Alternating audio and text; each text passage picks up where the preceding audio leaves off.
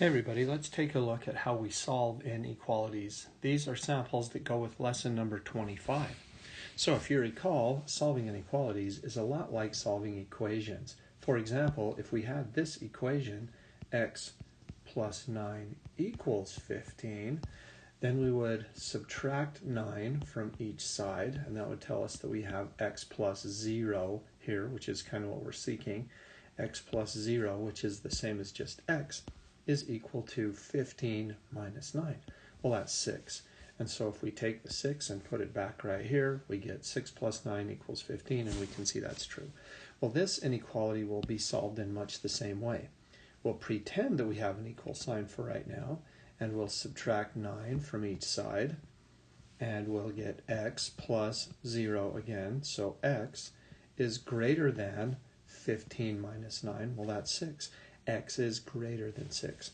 So on our number line, we would mark a 6 and then maybe add a couple of numbers to the right of 6 and a couple of numbers to the left of 6. And because we know that it's a greater than symbol, we'll leave X as an open circle, and then we can shade to the right. So it's very similar to what we've done with equations in the past. Let's take a look at one that looks like this now. On this one, instead of adding 12, we'll subtract 12 from each side, which leaves us with d plus 0, but we don't need the plus 0. That doesn't do anything. We keep our same sign, less than or equal to, and then of course we have 94 minus 12, which is 84. So we would look at our, let's fix that one to 82. And so we would mark our spot here where we put 82 on the number line, and maybe 83 and 84 on this side, and over here 81 and 80. And then we'd think about, okay, we need to mark 82, but because we have a greater than or equal to, we'll put a colored circle on 82, and we know that we need the numbers that represent d to be to the left. They're numbers that are less than 82. Let's take a look at one that's got the expression to the right instead. On this one, we want to subtract 20 on each side. So we get x on this side, and we have the number over here, which is 47 minus 20, which will be 27. So we know that 27 is less than x. And if you recall, when we have these numbers switched onto each side here, that means that the shading is going to go opposite of what we think.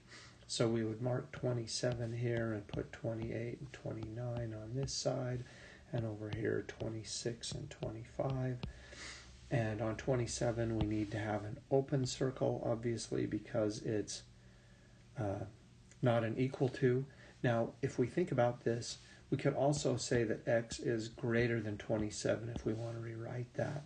And so we would shade everything going this way, so that we would want to put in something like 28 plus 20, that's 48, that's greater than 47. So we can test everything on this side of the number line to make sure that it works.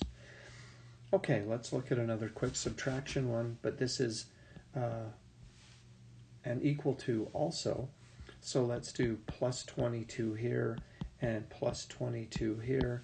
That leaves us n plus 0, but we don't need to worry about that. We keep our same sign, and on this side of our inequality we get 35. So we know that 35 is less than or equal to n, so we would mark 35 here, 36 and 37 on this side, 34 and 33 over here.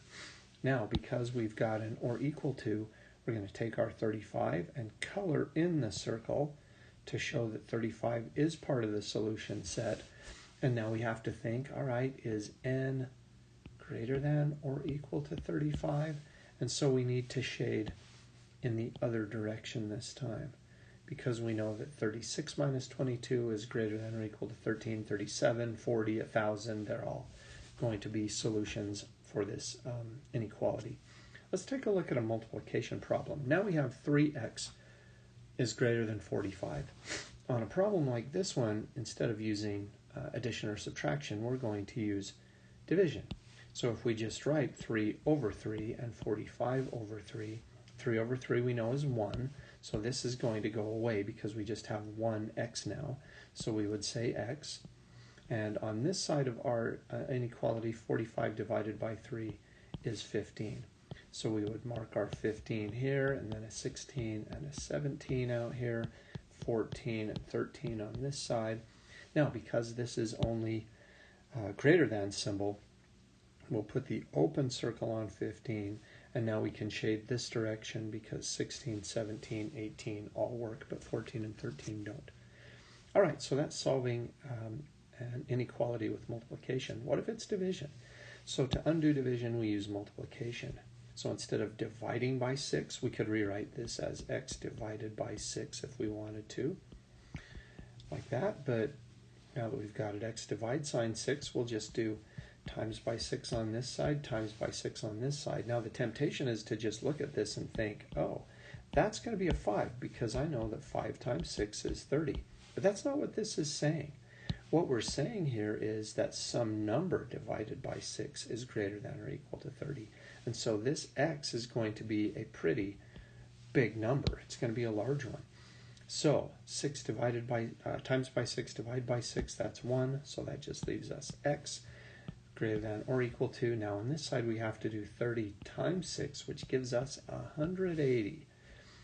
So I was tempted to write a 5 here, but I resisted that temptation because the numbers I need are much bigger. 180, 181, and 182 to the right. To the left, 179, 178. Now, because it's an or equal to, we're going to do closed circle on 180, and because we know that we're going to all the numbers to the right, we would shade it this direction. So our expression or our inequality graph would look like that. On our last one, now we have it written as division like this. So on this expression or this inequality, instead of dividing by 0.5, we're going to times by 0.5 on each side. Now an interesting thing happens here. Dividing by 0.5 and then timesing by 0.5, that's the same as changing our k by 1. So it just stays k. Keep our less than sign. When we multiply 5 times 0.5, it actually gets smaller. Remember, multiplying by a decimal makes your answer become smaller. So this becomes 2.5. So now we know that k is less than 2.5. Well, how do we graph that? Because ordinarily we've been doing whole numbers. So we might have a 2 here and a 3 here and a 4 here and a 1 here and a 0 here. We've been playing with full numbers the whole time. Well, 2.5 lives right there. So we need to add that spot in our number line graph down here. And because it's a less than only, we'll just do an open circle over 2.5. And now we're going to shade everything going to the left because we want k to be less than 2.5. Okay, that was a little bit longer video than we're used to, but we needed to look at add, subtract, multiply, and divide. And since we've covered all of those now, that should take care of it for you on lesson number 25, Solving Inequalities. I hope that review covered everything you needed, and so have a great day, and hopefully this will work for you.